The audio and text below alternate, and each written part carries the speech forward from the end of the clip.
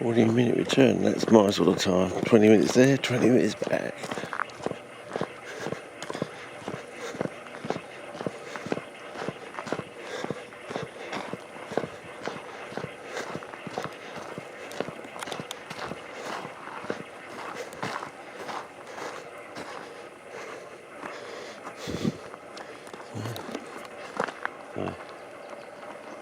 Let the camera do the work.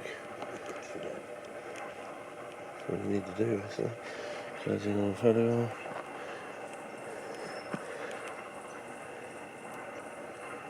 So. Oh, no, you're right. Okay.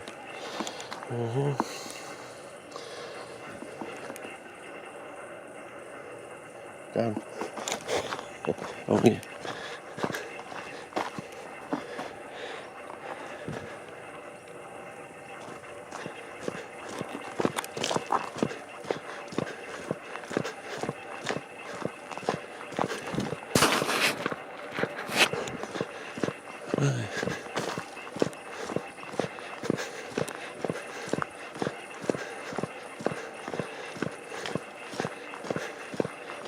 Yeah, still got the boots on, just in case we can go off any sidetracks.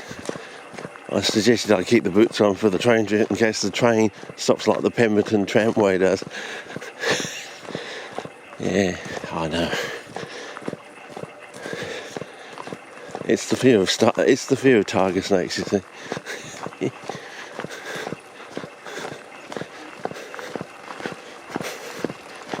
Hi.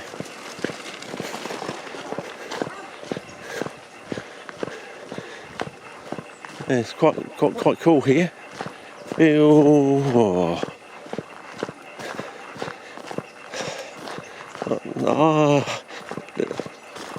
Cooler than 19, warmer than 17 degrees Celsius. I'd call it 18. Quite nice. Don't know what it is like overnight. But yeah, seeing those pygmies up there, apparently it's all part of the Strawn Village Hotel Motel complex. So, you know, just pick a room anywhere and walk up those stairs, which we'll probably do tomorrow, and go up and take a much more detailed tour. And the pygmies don't quite seem to be growing where you think they might be growing, so we might learn something.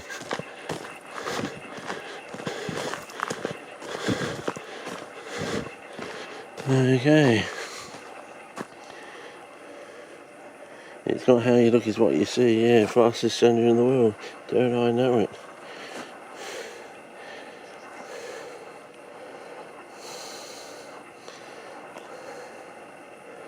Yeah. Okay. Thanks, fellas.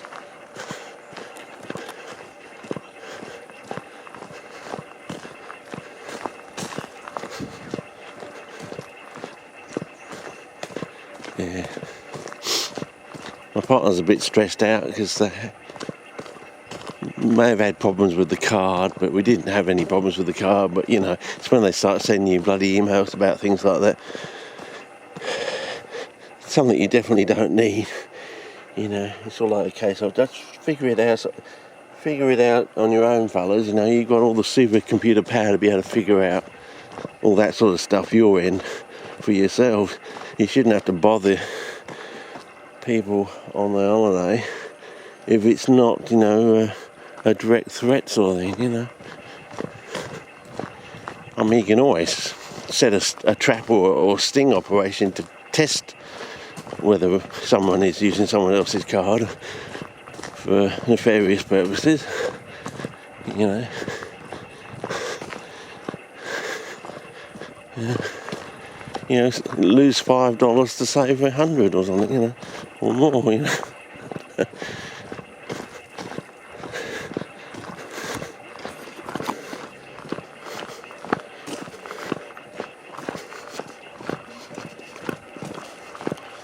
Ready?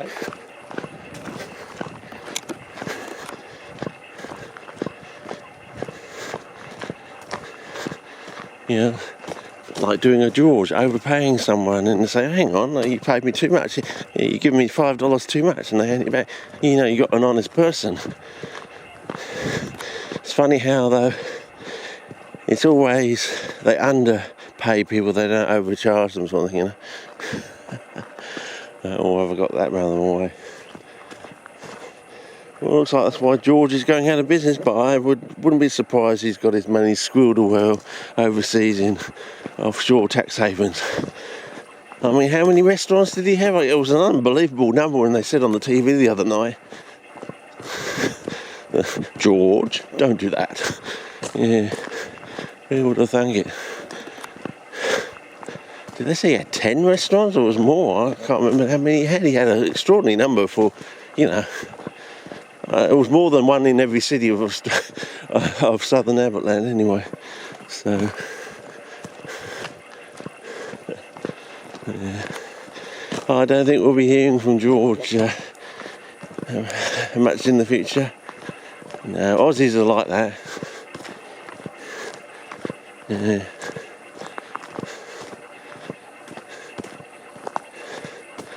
Yeah, when it's an obvious, blatant, you know, piece of corruption by somebody, you know.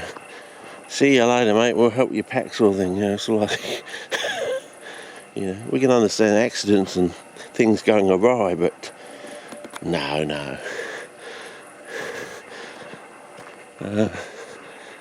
Now it's showing up with all these other companies, and our milkos, you know, milk farmers still being screwed. Bet they are. It's about time we started marching in the street, I think. But as I say, the women have to go out there first because they're 51% of the population. Once they're on the street, yeah, I'm joining you, dear. You know. Once you get the women on the street, the blokes will join them. You've basically got the populace of the country. And as I said, I think 3 weeks. You bring the country to a standstill for 3 weeks. It doesn't even have to be a month, I don't think. And then the politician will actually fall into line. Because if they don't, the next step is a few of them on Sydney Harbour Bridge and a few other places. And then the rest of them definitely will fall into line after that. And start doing the job that they're being paid to do. Apparently, in quotes.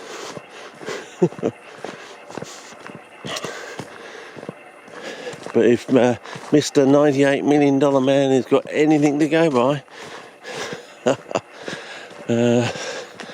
yeah. I don't know how he can show his face in Parliament.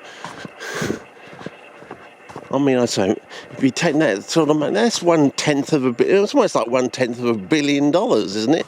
$98 million.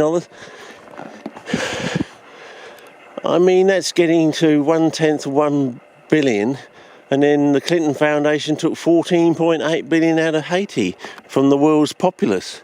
You know, I wouldn't want to get close to $1 billion or be encroaching anywhere near $1 billion, because if the shit goes down in America and they go after the Clinton Foundation, they may start looking at people a bit below the $1 billion mark and say, oh, there you go, Mr. $98 million, come here, we want to look at you too.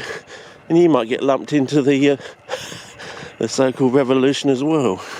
Who, me? Yes, you, sir, Mr. $98 million. And what about that bloke who spent 5 years, including 5 Christmases, having people building a 57-kilometre long dike? Yeah, I haven't forgotten about you, mate. I reckon we should give you 50 years in prison for that. 10 years for every year you spent, and those 5 Christmases you had other people in their bloody Caterpillar tractors, you know. Didn't let them have a Christmas fucking day. Well, there you go. I think we'll give you 50 years, I reckon. As a warning to wantons. Yeah. All done with taxpayers' money, apparently. Yeah. Anyway, I think that's my rant for the day. As I said, once the shit goes down in America, I think, can we have some of that here, please? We haven't had bread and circuses here for at least 1.5 millennia, if not longer. And my popcorn's just nicely warming in the toaster. Yeah. Anyway, that's enough for this rant. Carry on.